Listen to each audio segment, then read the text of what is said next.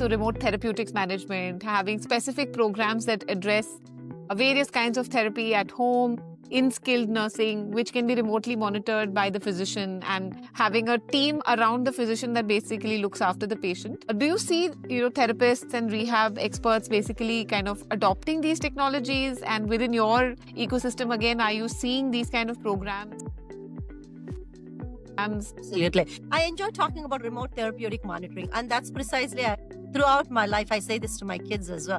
Every challenge brings an opportunity. It's a matter of how you embrace it. I think COVID has really pushed us to think beyond traditional care and remote. And I use it for my own kids and also for my patients all the time. Right? I think it has really done a meaningful policy shift. I mean, it definitely increases patient engagement, adherence, and longitudinal monitoring of the patient. But it has to be implemented effectively. You don't do that. Sometimes I look at the system initiatives and say, don't ask therapists to fill their time and do remote monitoring, right? True. Your patient cancel, why don't you work remotely with another patient? Just call them and see how they're doing and start documenting that you went through all of that. I think that is not how effectively it works. I think it will enhance patient accountability engagement if you have a proper oversight and data-driven decision making. Prerna, believe it or not, but 35 to 40% of American health system is rural healthcare system. Right. You will be surprised if you go to some states, they don't have a level 1 trauma hospital for 100 miles. I live in DMV area where you have Johns Hopkins, George Washington University Hospital, Innova Health System, best in the world, right? But if you just literally go 150, 200 miles, you'll barely see a hospital. So I think that's why remote management it will help if they monitor progress. They can identify barriers early. Like we could literally call and say, do you have setup at home? You don't have to come to the hospital for surgery and tell me that you don't have anyone to take care of you. If you had only done one more visit remotely, it also it's a lot of strengthens trust, right? How do you do that? Like, are you doing transition care? What are some of the initiatives that you do from a rehab perspective? We do too for cardiac rehab patients. I mean, heart failure patients, there are care navigators that are calling them then trying to navigate them through SNF system and all of that. For rehabilitation professionals, we can do one asynchronous visits and synchronous visit, right? One visit can be go through the assessment. Let us give you Fitbit kind of system. Let's give you the tools and monitoring, the weights, all the things that you need. And then the second visit, you don't have to come in because we understand you live too far, you don't drive. Then we will call you in, we'll go through the nutritional assessment with you. We will ask you to check your weight and report out the weight and stuff. Whereas in rehabilitation, PT, OT world, we can actually call them and check on their exercises, right? We can say, demonstrate to me how we are doing. So that a lot of ways we are integrating in the entire United States on how to do this effectively. And are you using this with your hospital and your ecosystem? We do use it, and also there are tons of softwares too that we can integrate into. So the entire outcome driven is shown to both the patients and the referring physicians and to the therapists as well, right? Understood. Your 12 sessions could actually just be 4 sessions on site and the rest of the 6 sessions remote monitor. Understood, Lekha. Oh, this is wonderful to hear. I remember another very interesting part of your overall multiple hats that you don, which is your Stretch Zone Studio, right? Which is like clinical care and wellness sort of built into one. And soon you're coming up with a chiropractic clinic. So which has rehab, care, stretch therapy, like all of these initiatives, which is a little bit clinical and a little bit health and wellness all put together. How did this idea come to you? How did you start, and what's the story behind it?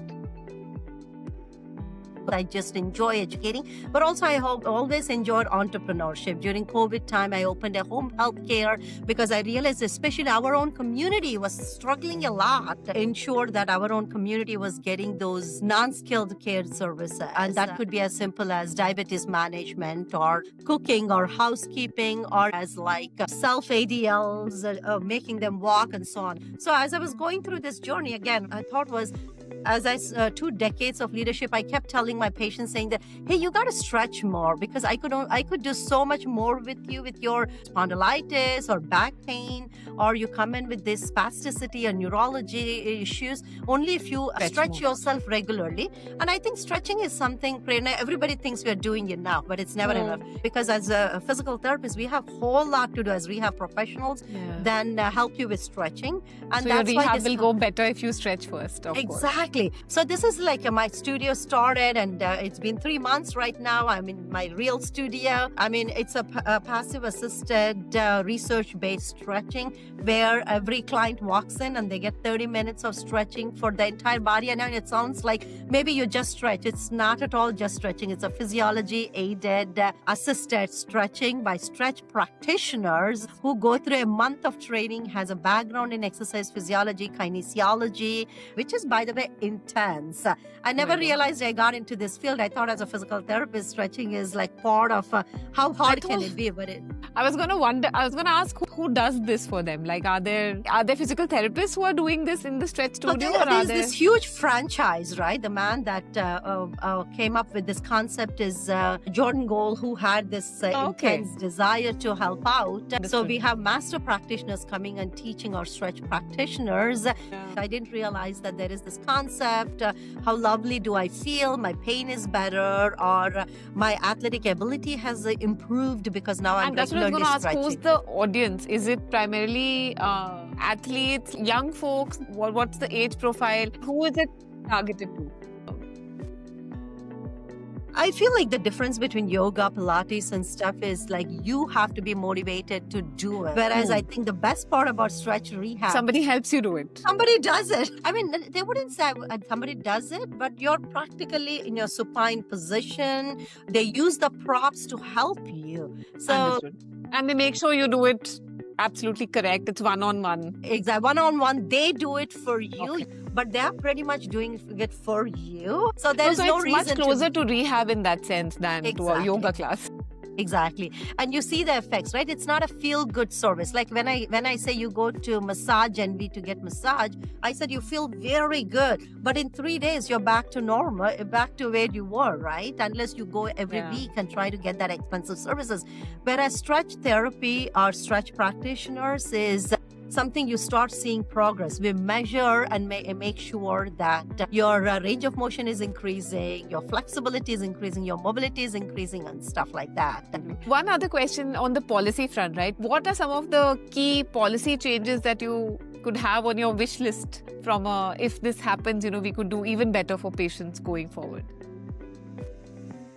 Yeah. So, Prerna, a couple of things. I mean, I've been fortunate enough to get involved in politics and policy here. And I think that really has shaped how I think. Even though when you say politics, people are like, what is a healthcare professional doing in politics? But I think if you kind of look at all the politicians that we have, either United States or India, very few are healthcare professionals, right? Especially in United States, a lot of them come from law degrees or they went to political science degrees or they just have this innate desire to help people, but you don't see professional healthcare folks get into it, right? But there's been so many candidates that I work that are just amazing but can't articulate one healthcare burdens regular patients go through. They don't know what our priorities are. And one of the things I tell the candidates all the time, if you really want to win your race, most hospital health systems are dominated by females. And who is the one that influences the vote in the house is always mom versus dad. So I said, you really have to get into this industry and try to understand. A couple of things that in the past I advocated for is Medicaid expansion. I necessarily have turned around, and I just really don't know if that is the way to go right now, because we can pour dollars or millions of dollars into a system that's already broken, and then the leakage would continue to happen, right? Because my beliefs were that everybody deserves healthcare. But as you go along, you also believe that there has to be accountability, right? But I think I also say that if policies incentivize seamless handoffs, right? Reduce the burden of documentation, but kind of incentivize seamless handoffs, handoffs on how it goes from hospital people to SNF settings. We just talked about that. Interdisciplinary coordination. It's like if I go in as a PT and if I don't think occupational therapy is needed, I shouldn't have to send an occupational therapist just because regulations want it to happen, rather than like fragmented episode-based reimbursement. I say that if you keep saying that for heart failure, this is all I'm going to put in. For joint, hospitals will get this amount for joint rehabilitation. Sometimes I said it kind of defeats the purpose, right? Because you're giving it for that episode, but then it becomes fragmented. After 90 days, then I don't care about that patient because now I'm not getting affected. I think it has to kind of move away from that kind of system and kind of focus on more seamless handoffs, interdisciplinary coordination, and so on and so forth, right? Granted, advocacy organizations continue to work on it, but that just tells it's a simple example, right? If we don't advocate for it, nothing will change. So that's one of our goals, to kind of advocate for it. And the same thing with cardiac rehab. We went on Capitol Hill to focus on remote virtual monitoring. We wanted to do asynchronous and synchronous visits. We also went in because we do this huge telemonitoring systems in the hospital. Hospitals have the money to invest millions of dollars on this telemonitoring system for our patients, whereas small mom and pop cardiac rehab center exists.